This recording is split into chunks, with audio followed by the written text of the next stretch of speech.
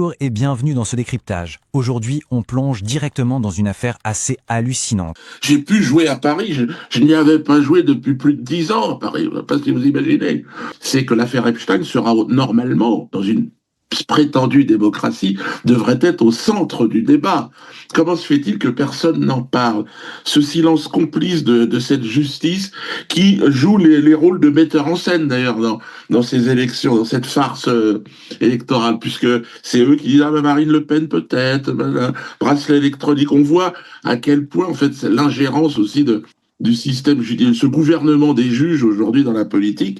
Alors moi, ce qui m'a convaincu, c'est que Francis, dans le débat, il a sorti sa guitare et dites-moi un autre candidat capable de chanter avec du rythme. Le problème des autres candidats, c'est qu'ils n'ont pas de rythme. Ils n'ont pas de souffle.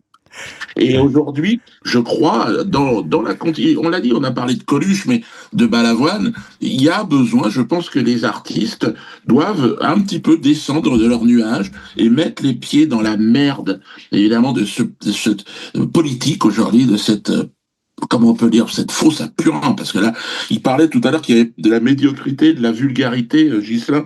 Oui, là, on peut parler vraiment de... C'est bizarre parce que la France est le pays du raffinement normalement. Oui. Et on est dans une telle médiocrité, il n'y a plus d'inspiration, il n'y a plus rien, il n'existe. On est vraiment dans un. Ça n'est pas la France, ce qu'on est en train de voir. En tout cas, la France qui faisait rêver le monde entier. La France qui faisait vraiment envie à tout le monde. La France dont nos grands-parents, nos parents rêvaient en fait. Et cette France qui est devenue aujourd'hui un pays. Alors moi, on va faire des sketchs. J'ai prévu un spectacle qui s'appelle L'Élu pour toutes ces élections. Et puis j'exposerai mes peintures, voilà. Et puis parce que et puis je me suis mis à la sculpture. Oui, je suis un peu multitalent en ce moment. Alors, ah oui, ça on n'avait pas suivi la sculpture, c'est la nouvelle tendance. Ouais. Alors, je me suis mis au bronze. Alors, je coule des bronzes. C'est pas moi qui. Je ne coule pas le bronze en lui-même. Je prépare, si vous voulez, l'argile. Et ensuite, j'ai une personne qui me réalise les bronzes. C'est une aventure exceptionnelle. Et puis, toujours pareil, c'est de l'art administratif. C'est de la critique aussi du système. Mais je pense que. Et Francis a le courage de le faire. Parce qu'il faut beaucoup de courage. Ou de la folie. Je sais pas. Mais en tout cas, c'est un fou magnifique.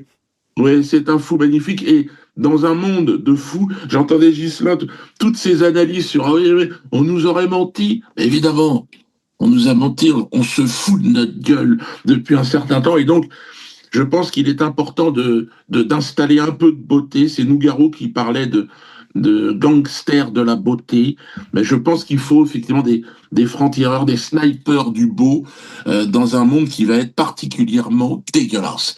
Et donc, c'est pour ça que là, ces élections, ce sera un spectacle, pour moi en tout cas, un spectacle extraordinaire, normalement, qui devrait... Et puis en plus, surtout, on n'a pas eu d'interdiction. Si vous le voulez, alors moi je voulais d'abord quand même qu'on vous montre les images de ce premier meeting, donc ce lancement de campagne présidentielle qui a eu lieu à Paris samedi dernier.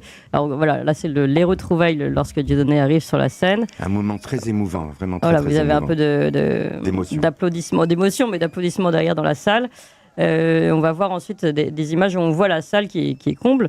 C'était une salle de combien de personnes? Il y avait donc 110 personnes dans la salle parce qu'on n'avait pas le droit d'en mettre plus, mais il y en avait 300 dans la rue et on a été obligé après de refaire une deuxième séance et une troisième séance pour que les gens qui étaient dans la rue puissent assister au meeting. Voilà, la prochaine fois, dans la prochaine salle qu'on prendra, on prendra une salle beaucoup plus grande. Bien évidemment, il y aura un grand meeting dans le courant du mois de septembre. Alors, comment vous avez fait avec les journalistes? Parce que apparemment, il y avait quand même pas mal de journalistes quand on dit mainstream. Alors, vous les avez invités, vous avez envoyé des invitations officielles, ils sont venus, se sont déclarés comme participants? Bien sûr, on a forcé personne à venir et on remercie vraiment. On a été très touchés par la présence de nos amis de la presse qui sont venus vraiment. Et je dirais même même pour ceux qui étaient missionnés pour nous descendre, qui ont quand même été extrêmement corrects. Et beaucoup d'auditeurs vous demandent, mais alors qu'est-ce que vous faites, par exemple, d'Asselineau et de la candidature d'Asselineau? Mais moi, j'ai toujours soutenu les thèses de François Asselineau.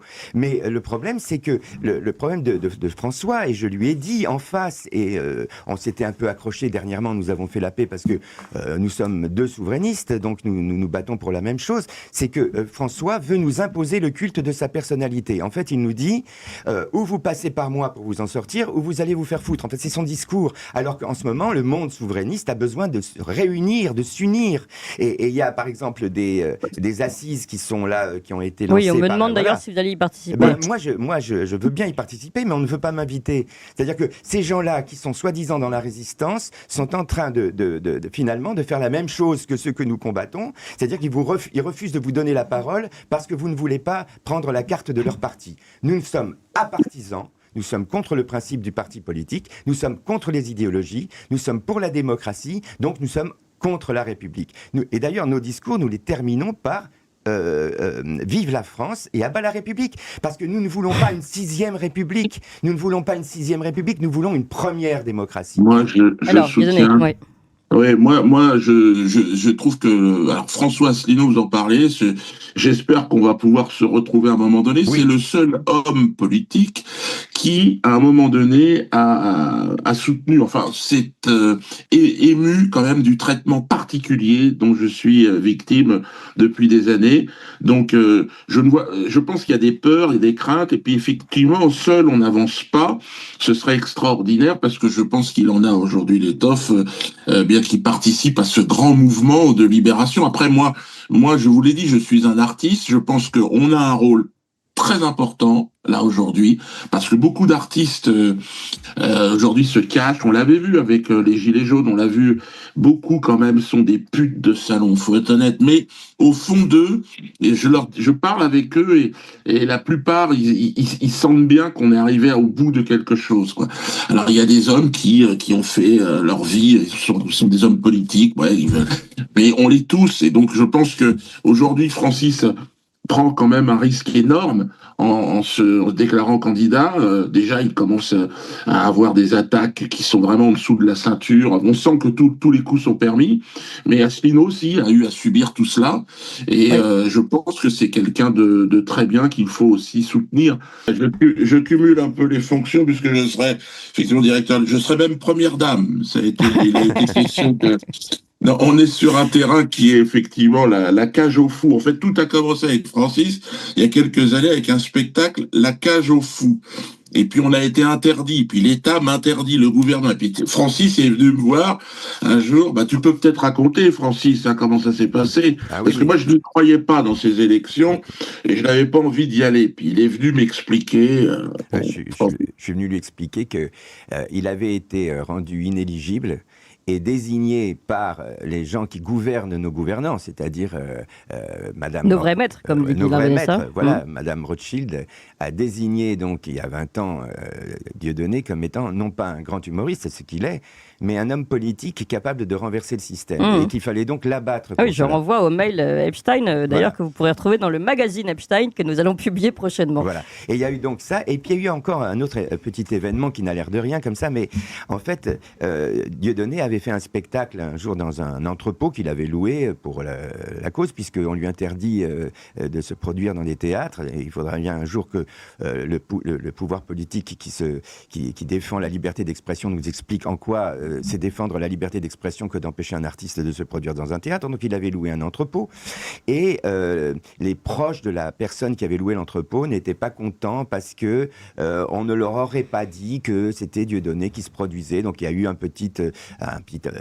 ça s'est un petit peu tendu entre le propriétaire et Dieudonné, puis ça s'est arrangé. Mais le procureur de la République, on se demande pourquoi c'était si important, s'est emparé du dossier et donc s'est indigné que ce propriétaire n'eût pas été informé que c'était Dieudonné qui se produisait, alors qu'il avait payé la salle, que tout était normal et légal. Et alors, il a été condamné, suite à cette altercation, il a été condamné à 5 ans d'inéligibilité.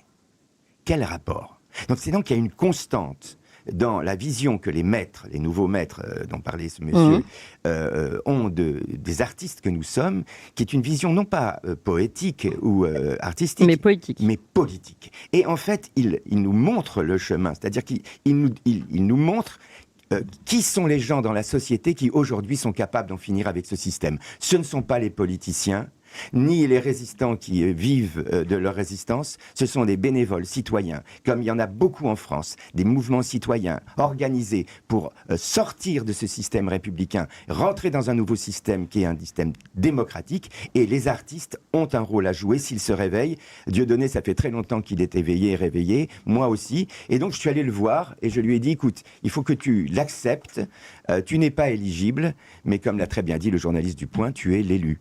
Tu es l'élu. Tu es désigné il vous cite, attention. Voilà, oui. Oui. Tu es désigné par nos adversaires, les gens que nous combattons depuis 50 ans. Tu es désigné par eux comme étant l'élu, celui qui peut abattre le système. Donc viens avec moi. Tu n'es pas éligible. Je suis éligible. Si je suis élu, tu seras mon Premier ministre. Et ensemble, nous allons permettre aux citoyens français non encartés, qui ne sont pas prisonniers d'une idéologie ou d'un parti politique, d'arriver aux responsabilités, de reprendre en main leur souveraineté et de faire valoir ce que de droit sur le plan démocratique. Tous allez dans la colère du Christ, n'oubliez pas. Voilà les amis, nous sommes parvenus au thème de cette vidéo, j'espère qu'elle vous a plu. Si c'était le cas, n'hésitez pas à liker cette vidéo, à la partager, abonnez-vous à ma chaîne et activez la cloche de notification pour ne manquer aucune de mes prochaines publications. On se donne rendez-vous à la prochaine vidéo, d'ici là, portez-vous bien, bye.